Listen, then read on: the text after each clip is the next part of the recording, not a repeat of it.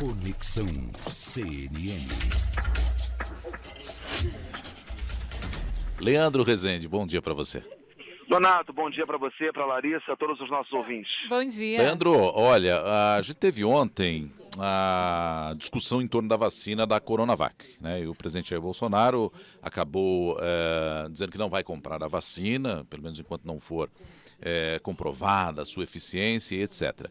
E disse, por sua vez, que o ministro Pazuello não vai sair do governo. Mas a impressão que dá, ô Leandro, é que a gente teve uma espécie de politização ou judicialização, ou as duas coisas juntas em torno desse tema, não?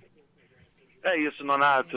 Só para a gente começar, né, essa conversa, a gente tem que lembrar o seguinte: a gente tem 155 mil pessoas que morreram, mais de 155 mil pessoas que morreram em virtude do novo coronavírus aqui no nosso país. E essa briga em torno da Coronavac, né, chamada aí pelo presidente e seus apoiadores de vacina chinesa, né, ela é uma prova para mim, talvez a maior prova, essa briga toda envolvendo Bolsonaro, João Dória, de que as nossas autoridades, elas ao longo de toda a pandemia, elas tiveram uma incapacidade tremenda de alinhar um discurso e dizer para a população tanto o que fazer para se proteger do coronavírus, se ficar em isolamento, como fazer o isolamento, e também agora, né, para mostrar uma solução, um caminho, uma porta de saída para essa crise tão grave. Ninguém aguenta mais isso, a verdade é essa, né? Nenhum de nós aguenta mais viver nessa pandemia, e as nossas autoridades não têm aí um discurso capaz de nos mostrar uma saída para vacina.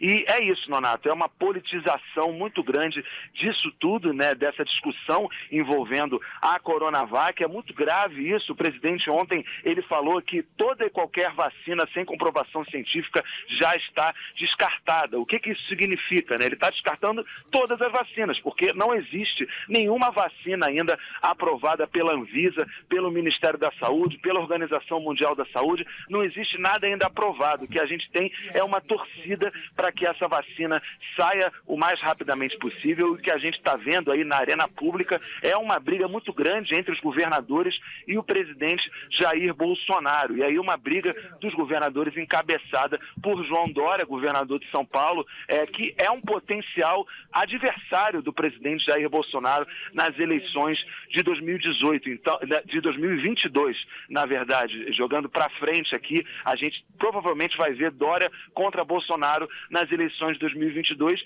e o que a gente viu ontem ao longo de todo o dia e infelizmente vai acompanhar nas próximas semanas são os dois aí, cada um puxando a corda para o seu lado, e no meio dessa corda eleitoral sendo puxada aí para os dois lados as vidas dos brasileiros que estão na torcida para que saia uma vacina logo, comprovada, testada cientificamente, seja de onde for, de qual cor, né, que for, isso, né, Donato? Exatamente. O importante é que ela funcione, que ela tenha eficácia. O Rio de Janeiro, como é que se comporta nesse cenário todo, hein, Leandro?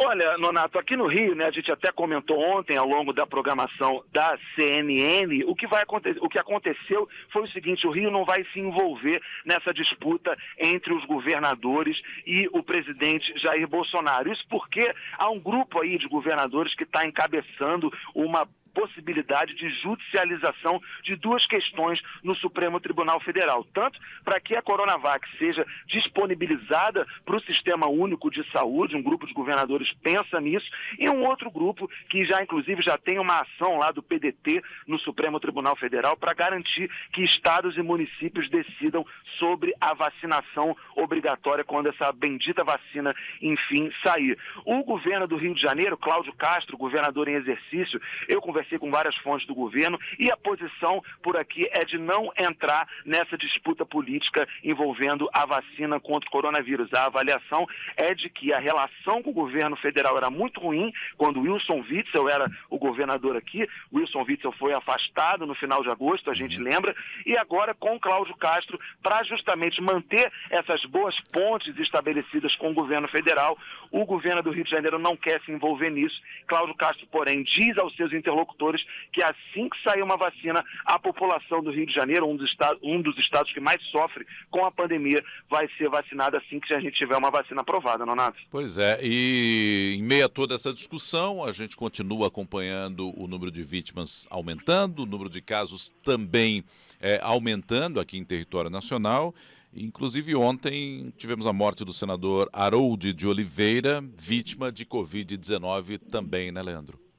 É um congressista, né, o primeiro congressista a perder a vida aí pela Covid-19. Obviamente, a gente lamenta, Harold de Oliveira já era um senhor idoso, um político de 9 mandatos consecutivos na Câmara dos Deputados, foi eleito senador em 2018 numa dobradinha aí com Flávio Bolsonaro, filho do presidente Jair Bolsonaro, fizeram campanha juntos durante toda a disputa eleitoral de 2018.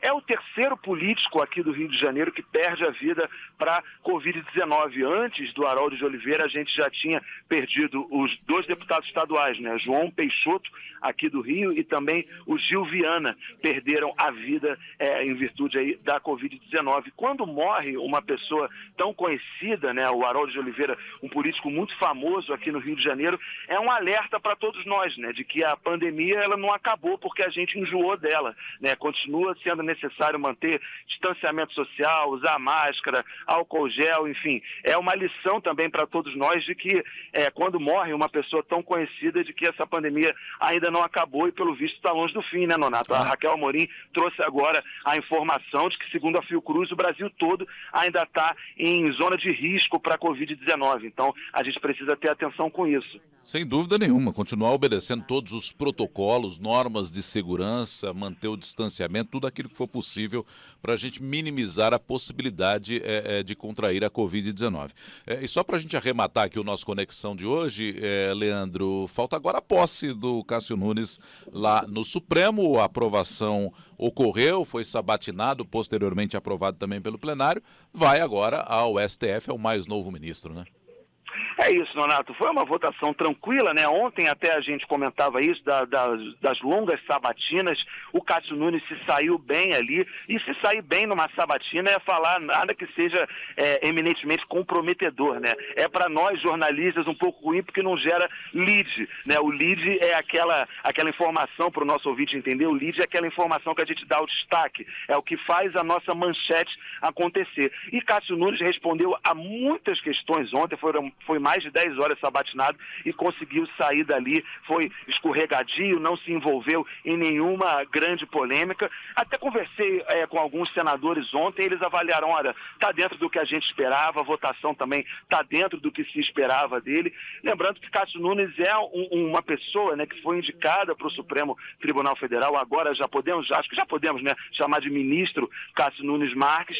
Ele foi indicado ali com a bênção do Centrão, os partidos ali que compõem o Centrão, então realmente foi aprovado com longa margem de votos e estava dentro desse roteiro já imaginado, Nonato. Leandro, obrigado e até amanhã com mais Conexão CNN. Até lá. Valeu, Nonato. Um bom dia para você, para a Larissa, todos os nossos ouvintes.